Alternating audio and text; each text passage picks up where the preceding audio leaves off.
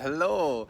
Almost without even realizing it, Mercury and Venus have moved into Libra. It was such a subtle shift. There's so much Virgo energy going on, and with the full moon, uh, I think the world's focus was certainly my focus, but I think uh, with such an intense activation of energy the last couple of days, both emotionally and logically, that at least again for me, but I suspect for a lot of people, kind of woke up today like, things feel different. So Mercury is in Libra, Venus is in Libra, and what this means is basically the focus is more so on the abstract intelligence now. We had Mercury in Virgo the past couple weeks.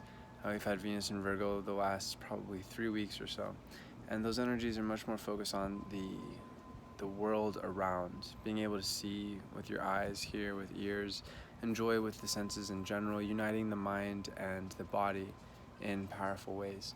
And now, even though this does continue because Mars is still in Virgo, the Sun is still in Virgo, uh, the focus is more so on the abstract, the intellectual, what's beautiful, what we can see with our minds, more so than seeing with our eyes. Even though that can certainly be part of it too, especially with all this Virgo energy, is noticing what's beautiful in our environment or making it more beautiful. But this beauty is less about the physical realm, like a Taurus energy would be, and because it's Libra, this beauty is more about ideas and conversations, communication, and this is going to be building on what we've been developing and refining the last couple weeks with all this Virgo energy. So even though this is in many ways the beginning, because it's a cardinal energy for both Mercury and Venus, beginning new relationships, beginning new phases, even in existing relationships, beginning new thoughts. This is all going to be building, like every phase, on the phases that came before. So it's good to, and we're still technically in this Virgo stellium phase because Mercury and Venus are still right on the cusp, Sun and Mars are still in Virgo, etc. But it's good to reflect on what you've been thinking about the last 3 weeks, what you've been doing. Again, the big thing was, how are we developing our routines to serve our growth and our well-being, mentally, emotionally, spiritually, physically. And now it's a question of, how do I take that even further and also involve other people, especially on a one-on-one basis. Hummingbird, that's cool as hell. I'll show you about it. I doubt. Wait, maybe you can see it. Now we got cameo.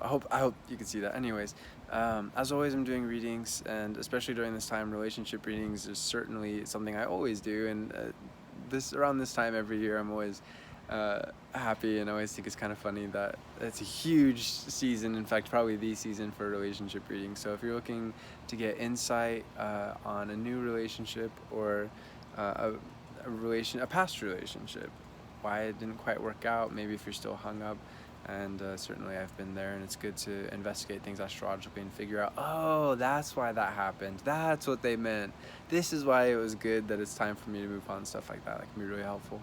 And when it comes to relationship readings, my focus is always it's always seeking to be as helpful as possible. It's always about the pros and the cons. It's never a case of yes or no. I think some astrologers, readers in general, they take that approach, and it's quite mistaken, because ultimately there's so many nuances to a relationship, um, and it's there's always good and not so good stuff that happens in every relationship. There's always really effortless, beautiful, harmonious, I guess, gifts, or gifts of points of connection between two different people. But then there's always challenges to work through too that can be quite frustrating or difficult at times too.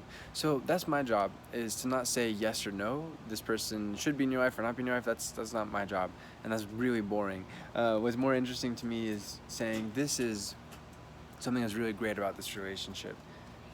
And this is something that's a bit challenging, but here's the solution too. There's always a solution.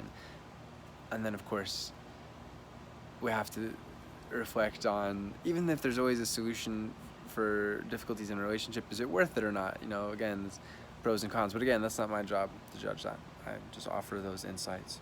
But as always, I'm offering all kinds of reading, transits, natal readings. If you're interested in that, feel free to contact me. My contact info is in the bio section on my Instagram channel and in the about section of this video on YouTube. Peace. Happy relationships with yourself as well as with others.